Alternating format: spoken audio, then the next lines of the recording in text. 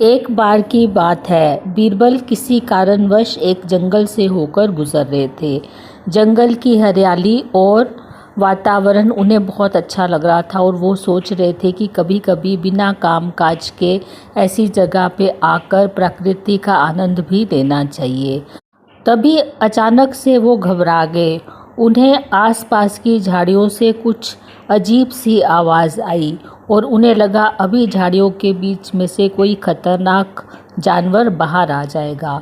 लेकिन ये क्या, झाड़ियों में से एक आदमी बाहर निकला और वह बहुत घबराया हुआ था। उसने बीरबल से पूछा, मेरा ऊँट खो गया है, क्या आपने आते जाते किसी ऊँट को देखा है? तब बीरबल ने कहा, क्या आपके ऊँट की एक टांग खराब थी? क्या वो 3 टांगों से चल रहा था? उस आदमी ने कहा, हाँ हाँ, वही मेरा ऊँट था।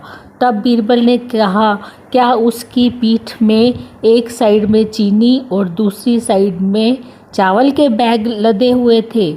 उस आदमी ने कहा, हाँ हाँ, आप बिल्कुल ठीक कह रहे हैं, जल्दी बताइए, वही मेरा ऊँट है।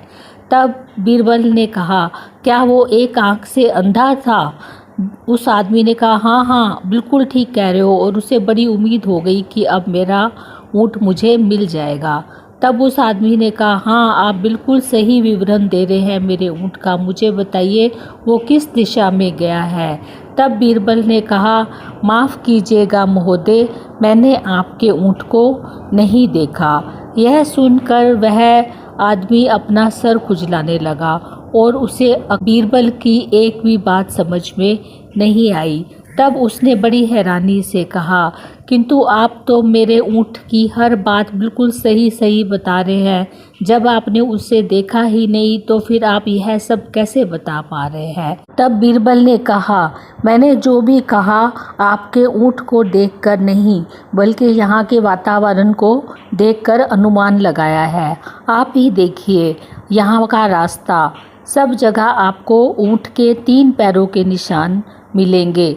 चौथे पैर का निशान यहाँ से गायब है। इसका मतलब कि ऊँट की पैर में चोट लगी है और वह 3 पैरों से चल सकता है, 4 से नहीं।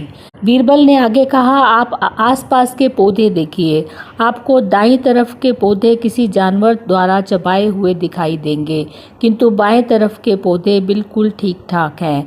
इससे ये अनुमान लगा सकते हैं कि जानवर को केवल एक आंख से ही दिखाई देता है।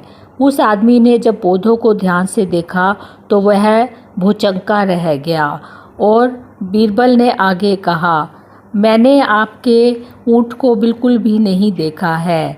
बीरबल ने आगे कहा, देखिए, इन चींटियों की रेखा बिल्कुल सीधी जा रही है।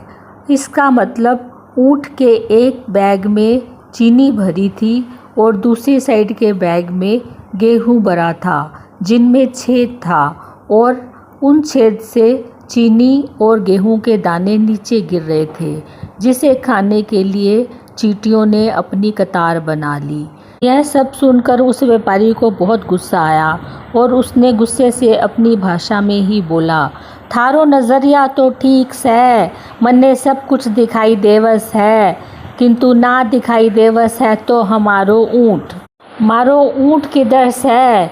मन्ने सिर्फ ये बता दे, मारो ऊँट किधर से? तब बीरबल ने कहा, मैंने आपको ऊँट के बारे में सब कुछ बता दिया है। मेरे ख्याल से अब आपको समय ख़राब नहीं करना चाहिए। आपके ऊँट के पैर में चोट लगी है, इसलिए वह अभी ज़्यादा दूर नहीं गया होगा। आप इस रास्ते के पैरों के निशान और चींटियों की पंक्ति को देखकर ऊँट की दिशा में जा सकते हैं। वह अभी बहुत दूर नहीं गया होगा और आप अपने ऊँट को जल्दी से पकड़ सकते हैं। यह सुनकर व्यापारी को कुछ उम्मीद की किरण जागी और तब वह बीरबल के साथ मिलकर ही उन पाँव के निशानों को देखते हुए और चींटियों की पंक्ति की लाइन को देखते हुए ऊँट को खोजने निकले। अभी वह थोड़ी दूर आगे गए ही थे तो उन्होंने देखा कि ऊँट एक पेड़ के नीचे खड़ा हुआ था। यह देखकर व्यापारी बड़ा खुश हुआ और उसने भागते भागते जाकर अपने ऊँट को गले लगा लिया और वह बहुत खुश हुआ। तब उसने बीरबल को देखकर बोला, थारो बहुत बहुत शुक्रिया साहेब, तुमको तो इतना ज्ञान है, तुम्हें इस जंगल में भटकने की बजाय किसी राजा के दरबार में जासूस होना चाहिए था।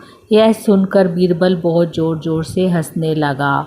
इस तरह से बीरबल ने उस व्यापारी की मदद की और उस व्यापारी को अपना ऊँट मिल गया। तो ये थी आज की कहानी। आई होप आपको पसंद आई होगी। Thank you so much for watching the video.